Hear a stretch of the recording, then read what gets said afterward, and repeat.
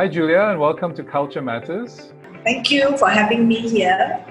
Julia is a very experienced expert in the world of human resources. During the span of her career, the recruitment landscape has inevitably changed. Employee mindsets have altered, and employer processes have invariably evolved. What remains constant, however, is the importance of getting it right from the start. We start by asking what are some of the key changes in recruitment and talent management for organizations.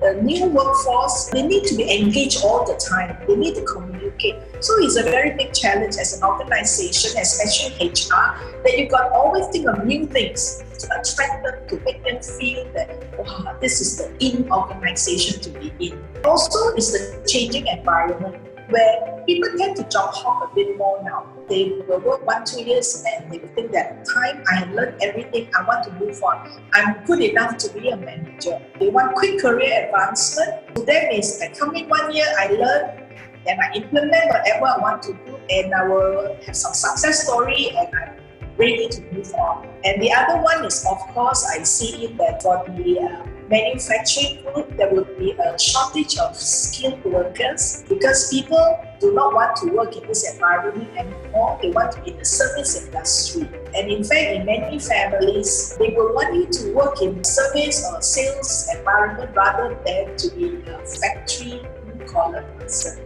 So things have changed a fair bit.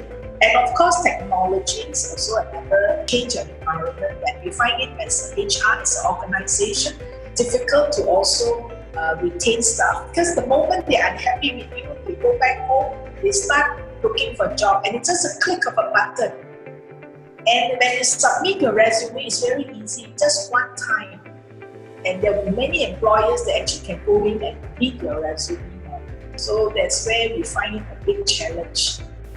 Julia has highlighted the changing landscape, which will no doubt affect how employers seek to attract and retain talent. We find out from her what are some of the best practices that Canon has adopted to augment their talent acquisition and retention.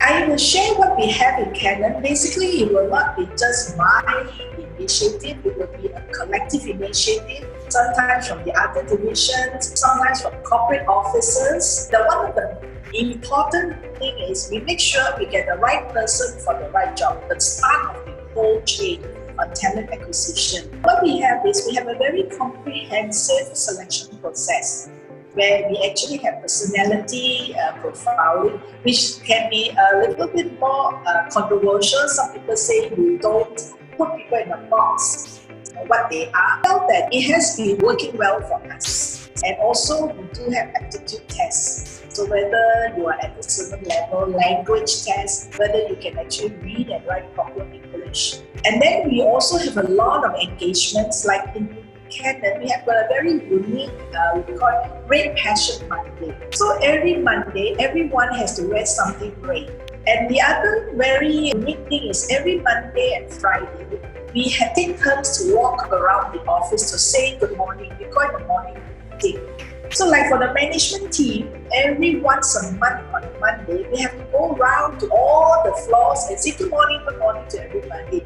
It's actually very good because you bring yourself closer to the staff. And we also have this wellness program, because now you don't only talk about giving hospitalization benefits, but you also got to look at how can you implement wellness to the organization as a proactive role in that. And we even run a program where we call the biggest losers. So you take your weight 6 months, every month you will look at your loss in the weight, and then after 6 months, who has got the biggest percentage of loss in weight? In the beginning, we may have 100 over people participating, but at the end, you can see that people drops out. In terms of engagement, we have breakfast with CEO for the juniors, where we sit around and then we talk.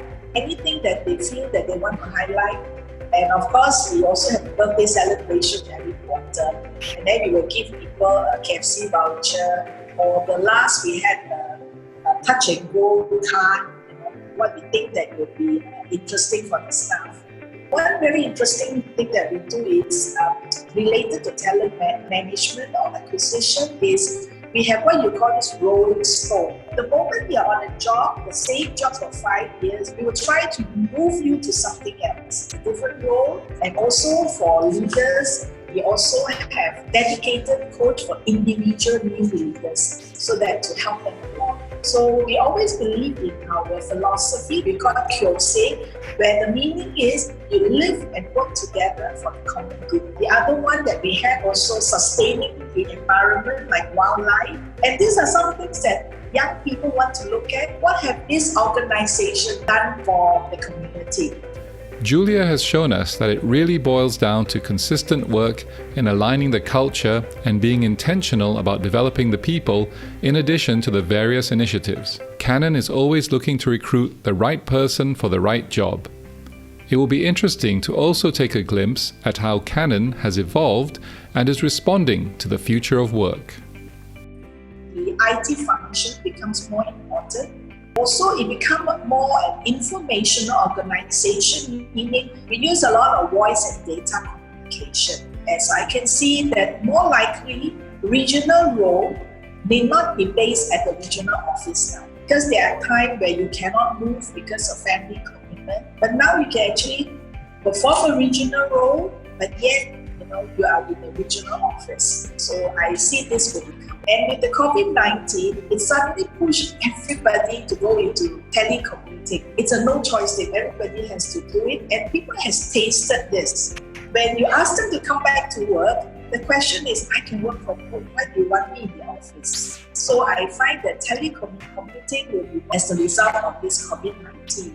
And the other thing we have to look at is from the HR side, especially, how do you measure performance now? Performance measurement will be an issue. How do we have clear deliverables? Because there are some roles which is very difficult actually to measure. We may have to design our business processes because there are a lot of things that we need signature.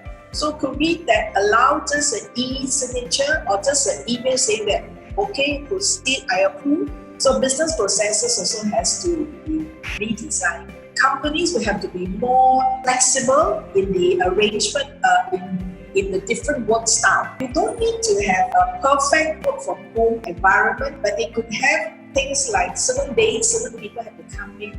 Evidently, Canon has rallied its workforce to adapt and is also facing the challenge of performance measurement. As such, it sees the need to redesign business processes and job roles. Julia shares more about how HR is adapting to the use of technology.